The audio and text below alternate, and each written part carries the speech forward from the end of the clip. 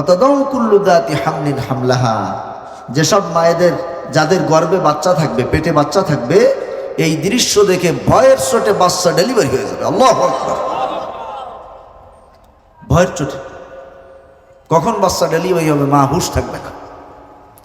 আল্লাহ রাব্বুল আলামিন বলছেন, ইয়াউমা ইয়াকুনুন নাসু কাল ফারাশিল মাবসুস, বিক্ষিপ্ত কীট পতঙ্গ পোকা মাকড়ের মতো মানুষেরা উল্টা পাল্টা ছুটতে থাকবে, কারো দিক ঠিক থাকবে না। ওয়াতারান নাসা সুকারা ওমা হুম বিসুকারা ওয়ালাকিন্না আযাবাল্লাহি শাদীদ। আল্লাহ বলতেছেন, মানুষদের বিক্ষিপ্ত অবস্থা দেখে মনে হবে যে সব মাতাল, আসলে তারা নেশা করে নাই।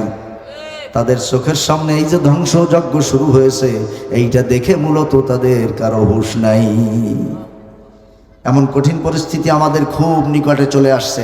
ইকতারাবা লিন-নাস, আল্লাহ বলতেছেন মানুষের খুব কাছে চলে আসছে, অথচ মানুষের হুঁশ নাই। কতক্ষণ প্রিয় বৈষ্ণব, এইবার আল্লাহ পাক ফু থামাতে বলবেন। প্রথম ফুয়ের ধাক্কা এই পর্যন্ত শেষ হয়ে গেল। আবার নির্দিষ্ট সময় পরে আল্লাহ রাব্বুল আলামিন আবার যখন অর্ডার করবেন, তখন দ্বিতীয় ফু দেওয়া হবে। দ্বিতীয় ফুটা যখন দেওয়া হবে, ওয়ানুফিখা ফিস-সূরি ফাসাইকা মান ফিস-সামাওয়াতি ওয়া মান ফিল আরদি ইল্লা মান শাআল্লাহ। দ্বিতীয় ফু যখন দেওয়া হবে, সাইকা মান ফিস-সামাওয়াতি ওয়া মান ফিল আরদ, আসমান জগৎ আর জমিন জগতে যত জীবন্ত বস্তু ছিল, সেইটা মানুষ হোক, জিন জাতি হোক, অন্য কোনো বন্য প্রাণী হোক, অথবা এমনকি আকাশে যত ফেরেশতা আছে, জমিনে যত ফেরেশতা আছে, ইল্লা মান শাআল্লাহ, মাত্র 4 জন ফেরেশতার সর্দার বাদে, 4 ফেরেশতার 4 জন সর্দার বাদে বাকি ফেরেশতারা সহ সব জীবন্ত বস্তু দ্বিতীয় ফুতে মারা যাবে। সব শেষ। আল্লাহ পাক আজরাইলকে জিজ্ঞাসা করবেন, মালাকুল মাউতকে, মৃত্যুর ফেরেশতা যে, তাকে জিজ্ঞাসা করবেন, মান বাকিয়া ইয়া মালাকাল মাউত, ও মৃত্যুর ফেরেশতা, মরতে আর বাকি আছে কে কে, দেখো তো খুঁজে। হযরত মালাকুল মাউত খুঁজে খুঁজে এসে বলবেন, আল্লাহ, জিবরাইল, মিকাইল, ইসরাফিল আর আমি, আর কেউ নেই, সব শেষ। আল্লাহ রাব্বুল আলামিন বলবেন, জিবরাইলের মরণ ঘটায় দাও। জিবরাইলের মরণ ঘটানোর জন্য যখন আজরাইল তার কাছে যাবে, হযরত জিবরিল আমিন আল্লাহর কাছে দোয়া করবেন, ইয়া আল্লাহ হাউইন আলাইয়া সাকারাতিল মাউত, রব্বুল আলামিন মরণের কষ্টটা আমার জন্য একটু সহজ করে দাও, মরণের কষ্ট সহজ করে দাও। জিবরাইলের মতো একজন দামি ফেরেশতা বলবে, আমরা কি জীবনেও একবার কইছি এই কথা? হ্যাঁ, আন্দাজ পান না, আন্দাজ পান না মরণের যে কঠিন যন্ত্রণা, কষ্ট। জিবরিল বলবে যে, আল্লাহ মরণের কষ্টটা আমার জন্য একেবারে সহজ করে দাও, আমি যেন সহজে মারা যায়, আমার কষ্ট না হয়। 3 ফেরেশতার সর্দারের মরণ হয়ে গেল। আল্লাহ পাক আবার প্রশ্ন করবেন, মান বাকিয়া ইয়া মালাকাল মাউত, ও মৃত্যুর ফেরেশতা, আর বাকি আছে কে মরতে? এইবার হযরত মালাকুল মাউত বলবেন, আনা আব্দুকা দাঈফ, আল্লাহ আমি তোমার এক দুর্বল বান্দা বেঁচে আছি, আর কেউ বেঁচে নাই। আল্লাহ তাআলা তাকে ধমক দিবেন, মুত ইয়া মালাকাল মাউত, হে মৃত্যুর ফেরেশতা তুমিও মরে যাও। আল্লাহর ধমকে মালাকুল মাউত আজরাইলও মারা যাবে। এখন আর কেউ কি আছে? আল্লাহ ছাড়া আর কেউ বেঁচে আছে? আল্লাহ রাব্বুল আলামিন কোরআনে বলছেন, সূরা আর-রহমান, কুল্লু মান আলাইহা ফানি ওয়া ইয়াবকা ওয়াজহু রাব্বিকা যুল জালালি ওয়াল ইকরাম, সব একদিন ধ্বংস হয়ে যাবে, শেষ হয়ে যাবে। ইয়াবকা ওয়াজহু রাব্বিক, একমাত্র তোমার রব, তিনিই বাকি থাকবেন, তিনিই ধ্বংস হবেন না, তিনি ছাড়া আর সব ধ্বংস হয়ে যাবে, গেল, সব শেষ। আল্লাহ ছাড়া আর কেউ বেঁচে নাই। আল্লাহ তাআলা দুনিয়াকে ডেকে ডেকে কিছু প্রশ্ন করবেন, যা ইতিপূর্বে দুনিয়ার বুকে ছিল এখন নাই, প্রথম ফুতে সব শেষ হয়ে গেছে, সেই বিষয়গুলি নিয়ে আল্লাহ জিজ্ঞাসা করবেন, প্রশ্ন করবেন। আল্লাহ পাক জিজ্ঞাসা করবেন, ইয়া দুনিয়া আইনা জিবালুক, ও দুনিয়া তোমার বুকে যেই পাহাড় পর্বতগুলি ছিল, সেই পাহাড় পর্বতগুলি কোথায়? ইয়া দুনিয়া আইনা আনহারুক, ও দুনিয়া তোমার বুকে যেই নদী নালা ছিল, সাগর মহাসাগর ছিল, কই? ইয়া দুনিয়া আইনা ইমারুক, ও দুনিয়া তোমার বুকে যেই বিশাল বিশাল দালান কোঠাগুলি ছিল, বিল্ডিংগুলি ছিল, কই? সোনাডাঙ্গার ডেল্টা বিল্ডিং কই? তারপরে ওই যে আরো একটা বড় বিল্ডিং হচ্ছে, কি যেন বৈকালী সেই বড় বিল্ডিং কই? আইনা ইমারুক, বড় বড় দালান কোঠাগুলি কোথায় গেল? দেখি না তো একটাও। ইয়া দুনিয়া আইনা আশজারুক, ও দুনিয়া তোমার বুকে যেই গাছপালাগুলি ছিল সেই গাছপালাগুলি কোথায়?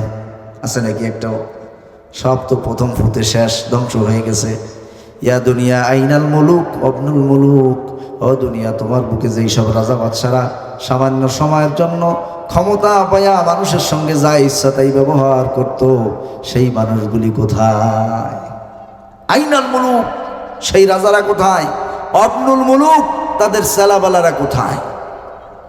কারণ সেলাবালা ছাড়া তো আর রাজত্ব জমে না। জমে? হ্যাঁ, সেলাবালারা তো জমাইতে থাকো। সময় খুব নিকটে আসতেছে। আল্লাহ প্রশ্ন করবেন, আইনাল্লাযীনা আকালু রিজকি ওয়া আবাদু গায়রি, দুনিয়ায় যারা আমার রিজিক ভক্ষণ করেছে, আমার নেয়ামত খেয়ে বেঁচে রয়েছে, আর ইবাদত করেছে, হুকুম মানেছে আর একজনের।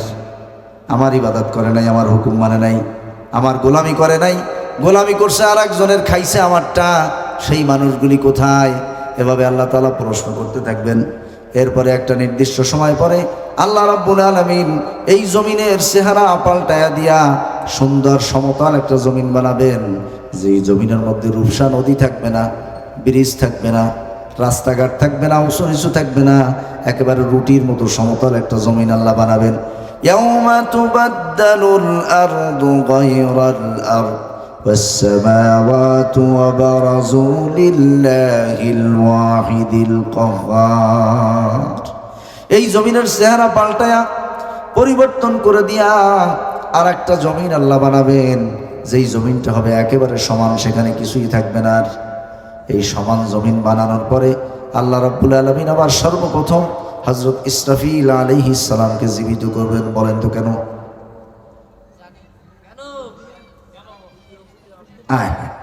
ফু একটা বাকি রয়েছে না? ফু কয়টা হয়েছে? সিংহা, ওই যে বড় মাইকে ফু দিবে। হযরত ইসরাফিল আলাইহিস সালামকে জীবিত করে আল্লাহ রাব্বুল আলামিন ওই বড় মাইকটা আবার হাতে ধরায় দিবেন, আবার সে আল্লাহর হুকুমে একটা ফু দিবে। দ্বিতীয় ফুতে তো সব মারা গিয়েছিল, এইবার শেষ ফুতে আবার সব জীবিত হয়ে দাঁড়ায় যাবে। কোন সুবহানাল্লাহ। আল্লাহ রাব্বুল আলামিন বলছেন, সুম্মা নুফিখা ফীহি উখরা ফাইদা হুম কিয়ামুন ইয়ানজুরুন, তৃতীয় ফু যখন দেওয়া হবে সব যার যার জায়গায় জীবিত হয়ে যাবে। জীবিত হইয়া চতুর্দিকে তাকায় দেখতে থাকবে, আহারে কোন জমিনে আসলাম, এখানে তো আমাদের পরিচিত কোনো কিছুই দেখতে পাই না।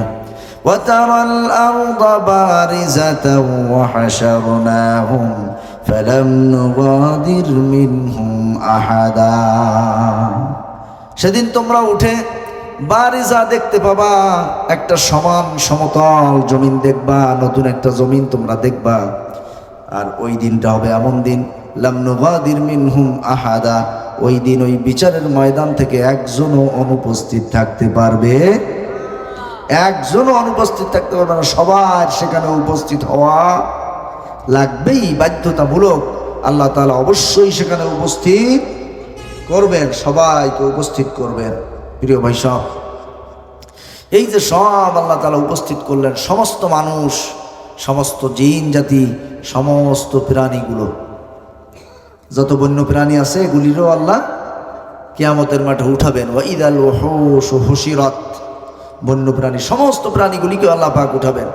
ওঠানোর পরে পৃথিবীর জীবনে একটা প্রাণী আর একটা প্রাণীকে যে আঘাত করেছে, কামড় দিয়েছে, গুতা দিয়েছে, ঠোকর দিয়েছে, ওইটা আল্লাহ প্রতিশোধ নেওয়াবেন, যে তোমার যে কয়টা আঘাত করছে তুমি সেই কয়টা আঘাত করো। এভাবে করে প্রাণীদের প্রতিশোধ নেওয়া হয়ে গেলে ওদেরকে আবার আল্লাহ মাটির সাথে মিশায়া দিবেন, মানে ওদের জন্য জান্নাতও নাই, জাহান্নামও নাই। বিচার শুরু হবে মানুষ এবং জিন জাতির। বিচার শুরু হবে কাদের? মানুষ আর জিন জাতির, এই দুই জাতির বিচার শুরু হবে। এবং তারা উম্মত উম্মত, দলে দলে, আলাদা আলাদা অবস্থায় দাঁড়াবে। এক এক নবী তার উম্মতদেরকে নিয়ে এক এক জায়গায় অবস্থান করবে। আল্লাহ পাক বলেছেন আমাদেরকে, وترى كل أمة جاثية كل أمة تدعى إلى كتابها اليوم تجزون ما كنتم تعملون। সেই দিন তোমরা দেখতে পাবে সব উম্মতেরা মাথা নত করে দাঁড়ায় আছে, আর আল্লাহ পাকের কাছে কিতাব নেওয়ার জন্য এক একজন করে সিরিয়াল দিয়ে আসতেছে। কয়জন করে আসবে? উম্মত আলাদা আলাদা জায়গায় দাঁড়াবে, কিন্তু আমল নামা নেওয়ার জন্য আসবে এক একজন। ওয়ালাকাদ জিতুমুনা ফুরাদা কামা খলাকনাকুম আউওয়ালা মাররা। আল্লাহ পাক বলছেন, প্রথম যেভাবে তোমাকে একা একা সৃষ্টি করেছিলাম ওইভাবেই তুমি আবার আমার কাছে ধরা দিবা। আমরা যেদিন মায়ের পেট থেকে পৃথিবীতে ভূমিষ্ঠ হয়েছিলাম আমাদের সাথে কয়জন ছিল? আমরা আসছি তো একা একা, তখন ঠিক কিনা? আল্লাহ বলতেছেন, প্রথমবার যেভাবে একা সৃষ্টি হয়েছে, একা তোমাকে যেভাবে সৃষ্টি করেছি ওইভাবে একা কি আবার আমার কাছে তুমি আসবা? তোমাকে আমল নামা দেওয়া হবে, কিতাব দেওয়া হবে। সেই আমল নামার মধ্যে, সেই কিতাবের মধ্যে আমাদের জীবনের সব কর্মকাণ্ডের হিসাব, সকল কর্মকাণ্ডগুলি পুঙ্খানুপুঙ্খ রূপে লেখা থাকবে। কথা কি বুঝতেছেন প্রিয় ভাই সব? সেই যে আমল নামা, সেই আমল নামার লাইনে যখন আমরা দাঁড়াবো, পরিবেশটা এখন একটু কল্পনা করি। আমরা পরিবেশটা এখন একটু কল্পনা করি। সমস্ত মানুষ উলঙ্গ অবস্থায়, কারো কোনো পোশাক নাই। হফাতান ওরাতান গুল্লান হাদিসে আসছে, সব উলঙ্গ খাতনাবিহীন এমত অবস্থায় সব দাঁড়ানো। এই অবস্থায় এক একজন করে আল্লাহ তাআলার সামনে, আল্লাহ সেদিন মহাবিচারক কহ্হার, এমন অবস্থায় আছেন। এশার নামাজের প্রথম রাকাতে তেলাওয়াত করেছি, ইয়াউমা ইয়াকুমুর রূহু ওয়াল মালাইকাতু সাফফা লা ইয়াতাকাল্লামুনা ইল্লা মান আযিনা লাহুর রহমান। সেদিন জিবরাইল এবং অন্যান্য সব ফেরেশতারা সারিবদ্ধভাবে দাঁড়ায় থাকবে, আল্লাহর অনুমতি ছাড়া কেউ কথা বলার সাহস পাবে না। এমন ভয়াবহ দিন, কঠিন দিন। সেই দিন কি চলে গেছে না সামনে আসতেছে? সামনে আসতেছে। তো যাদের সামনে আসতেছে তাদের তো হুঁশ নাই। প্রিয় ভাই সব,